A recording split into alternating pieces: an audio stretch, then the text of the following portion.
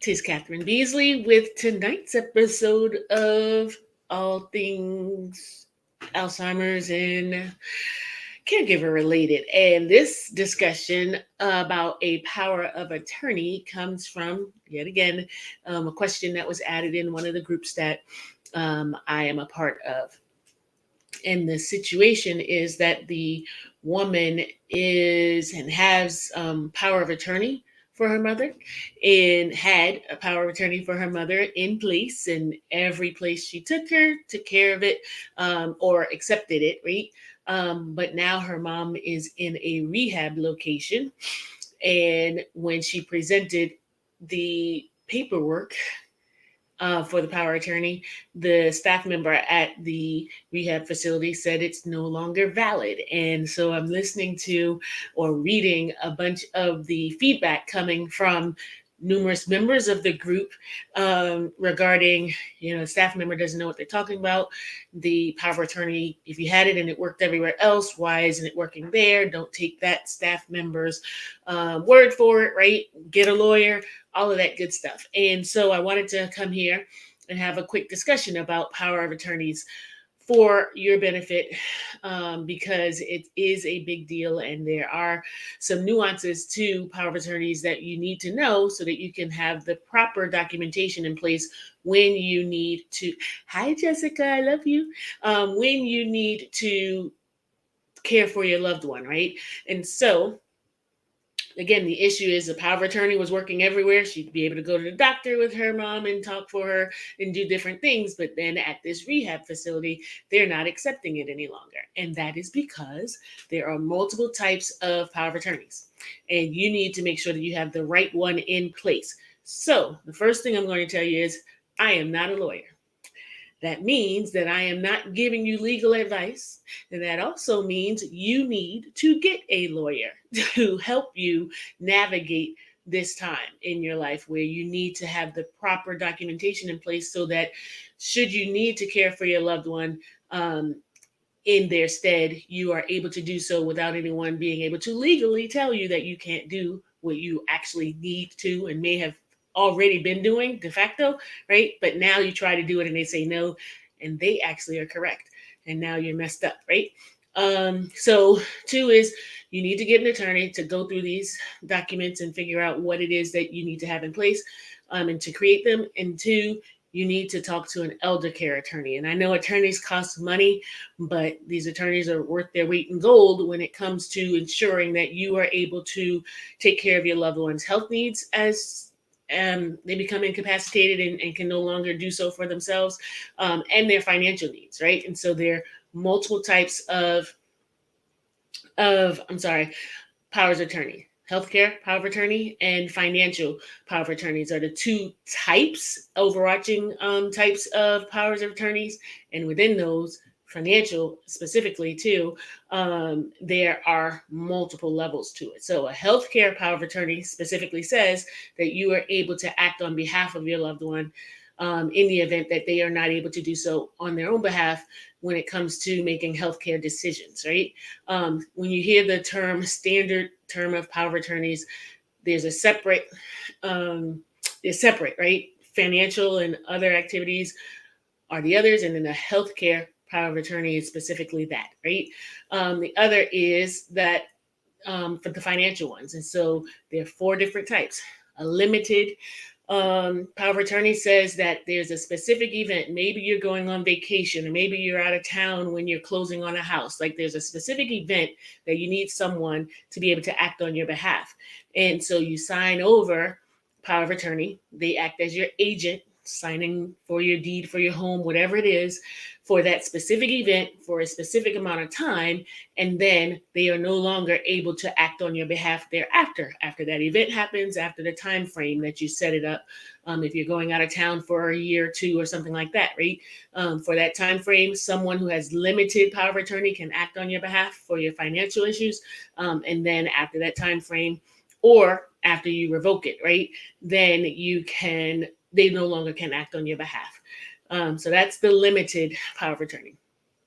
The limited power of attorney is for only that reason, right? So maybe you want a general power of attorney that says someone can act on your behalf for pretty much anything that's happening in your life. And you do want to have a separate healthcare power of attorney as well. But for general power of attorney, it's not for a specific event, it's for any type of event, right? And you're giving someone agency over your life, your ability to do certain things, or their ability to do things for you and on your behalf. So it's a general power of attorney, and it allows them to act on your behalf. And the issue with that one is that they can do so from the moment they sign until boom, you become incapacitated.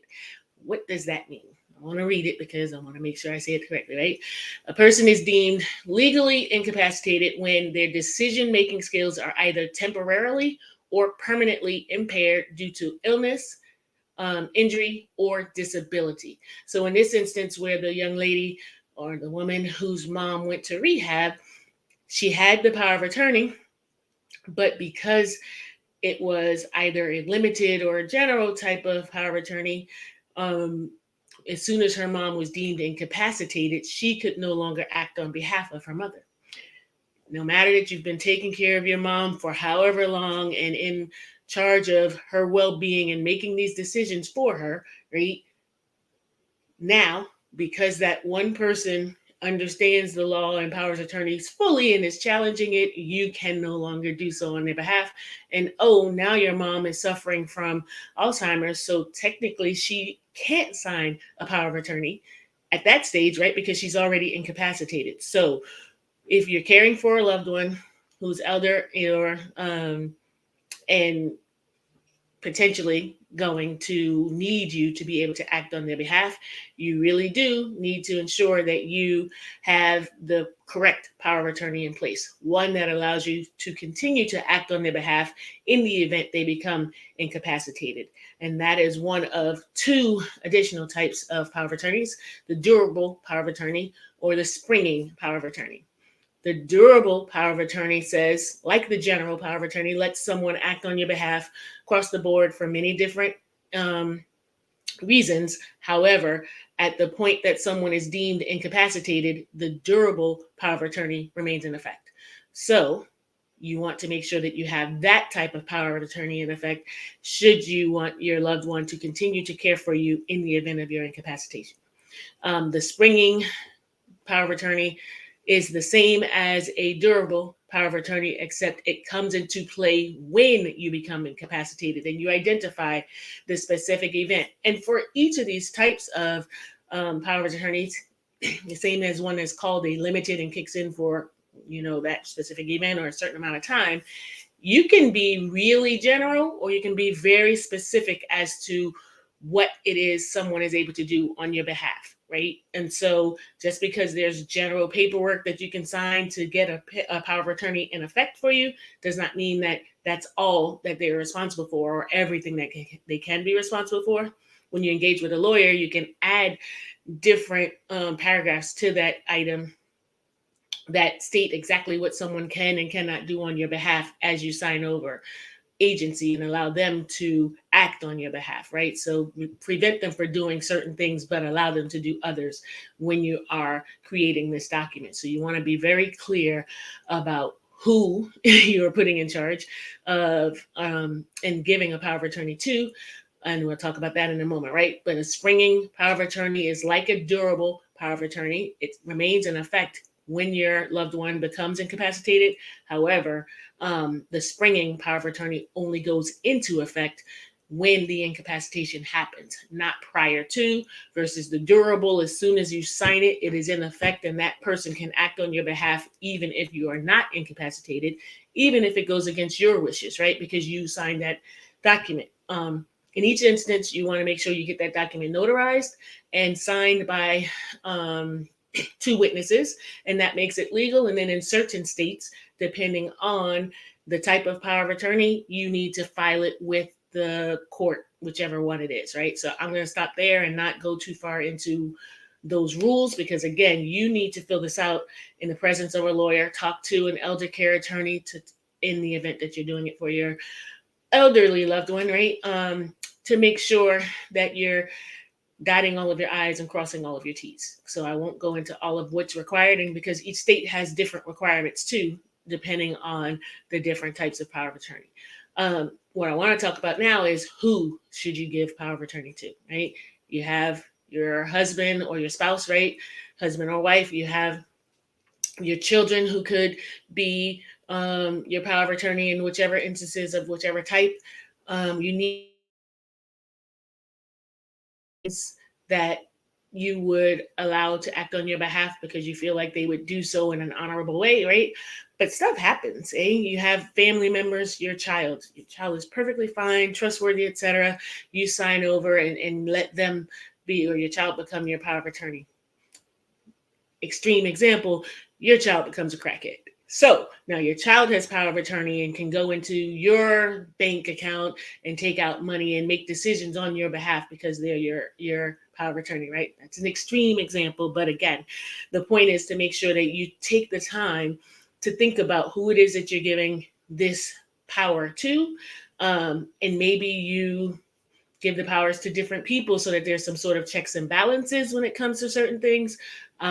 Someone that you believe is trustworthy and will honor your wishes, especially when it comes to a healthcare power of attorney, might be different than the person that you trust to take care of your financial affairs, right? And it may just depend on the person's capabilities. Um, I trust my daughter to take care of me and do right by me. I trust her to take care of my finances, except she doesn't have the skill set needed. So, in fact, I need to let my son take care of it, or the opposite, right? I trust my son to take care of one part of this, but I trust my daughter, who has more knowledge about the financial aspects of life, right, to take care of that. So, you can have separate powers of attorneys. You should have separate powers of attorney should you have people who have different capabilities or different trust levels. And again, right, not so much that I don't trust my child to do what I would like for them to do, but the heart gets in, the heart comes into play. And if I, in the healthcare power of attorney, say I'm DNR, do not want to be resuscitated, but they are the type of person whose philosophy is that we're going to fight to the end. That's not the person who you allow to be your healthcare power of attorney for that very reason, because you want to make sure, hey Phil, you want to make sure that that your wishes will be honored at that time, right? So powers of attorneys are really big deals. Having the correct one in place for each stage of your loved one's life, right? Um, and having it notarized and readily accessible is key. And then two, making sure that if your state requires it, you actually file it with the courts. Most of the time, you don't have to file it, but again, it's better safe than sorry. And in certain instances, you are required to do so. So make sure you consult with an elder care attorney to get the skinny on what you need to have in place, and how to protect your loved one's assets and to be able to speak on their behalf legally when and if they should have to go to the hospital, right? So, with that, I will leave you. Have a great evening. Put some real thought into this. Have these discussions now with your children, with your loved ones. Get this stuff in place for yourself, not just for the person that you may be caring for, because it will make a difference in how the system treats you and your loved one should you be in a position where you are unable to speak on your own behalf, physically, or because you're not physically available to do so, or you're not mentally able to do so, say. So with that, I will bid you good night, and we'll be on tomorrow to talk about something else. Have a good evening.